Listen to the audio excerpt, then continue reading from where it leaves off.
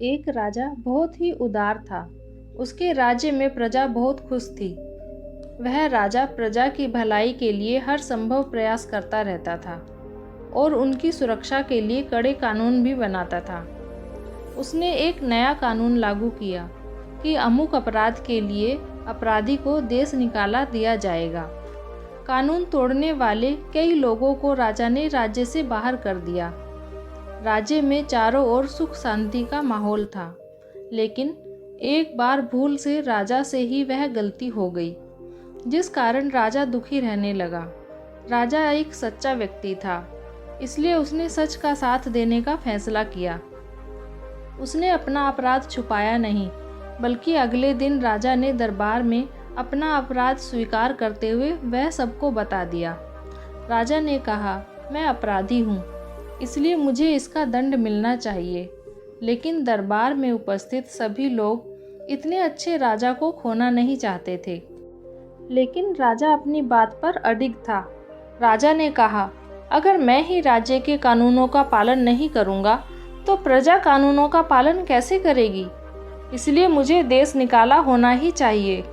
काफ़ी बहस के बाद यह निर्णय लिया गया कि राजा को देश निकाला दिया जाए। लेकिन प्रश्न ये था कि अब अगला राजा किसे बनाया जाए।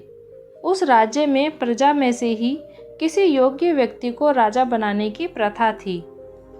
सभी लोगों ने राजा से कहा, जब तक नया राजा नहीं चुन लिया जाता, तब तक राज्य का कार्यभार आप ही संभालोगे। राजा को उनकी बात माननी पड़ी। निर्णय लिया गया कि जो भी व्यक्ति खुद को उस राजा के समान योग्य सिद्ध कर देगा, वह राजा चुन लिया जाएगा। राजा का मंत्री काफ़ी बुद्धिमान था। उसने राज्य में घोषणा करवा दी कि जो भी व्यक्ति एक चुने गए निर्धारित दिन पर सुबह 10 बजे राजा से राजमहल में आकर मिलेगा, उसे राजा बना दिया जाएगा। वह महल एक पहाड़ी पर शहर से 2 मील की दूरी पर था। अब महल के सभी द्वार खोल दिए गए। किसी के लिए कोई रोक टोक नहीं थी। घोषणा के दौरान राजा के बैठने की जगह भी बता दी गई। राजा के चुनाव से 2 दिन पहले मंत्री ने सारा शहर अच्छी तरह सजवा दिया और वहां भोग विलास की सभी वस्तुएं रखवा दी गई और सभी को छूट दे दी गई और किसी से कोई कीमत ना ले जाने की घोषणा भी करवा दी गई।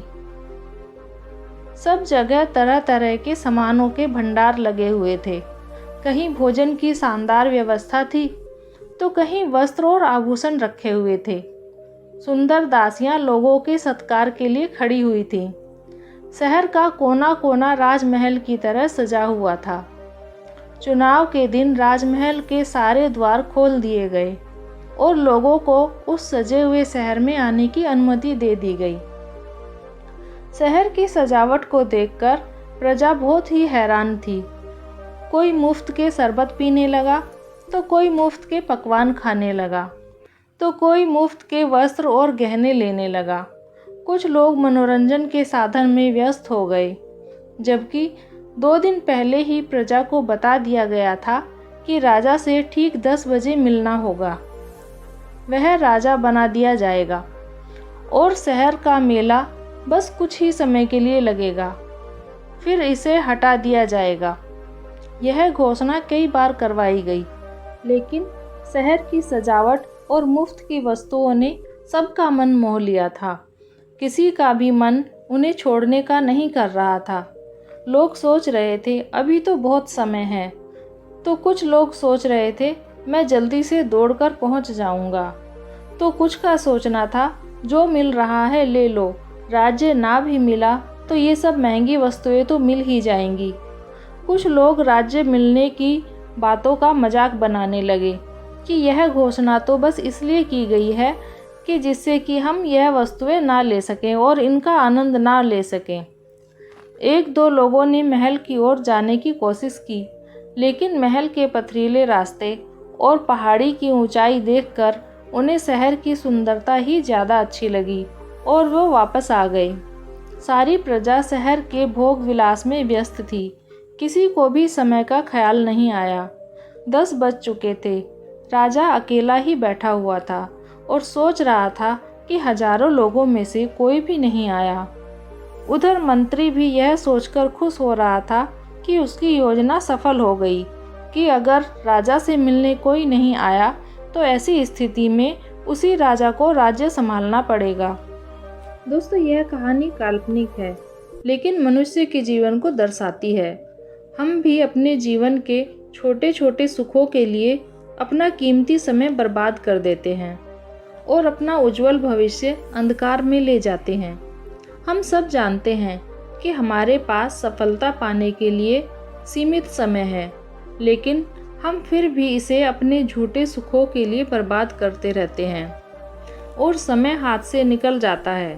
हर विद्यार्थी जानता है कि उसके पास इस परीक्षा के लिए पास करने के लिए निश्चित समय है और यह समय उसे दोबारा नहीं मिलेगा, लेकिन कुछ विद्यार्थी फिर भी उस समय को इंस्टा रील, यूट्यूब और दोस्तों के साथ गप्पे लगाने में गवा देते हैं।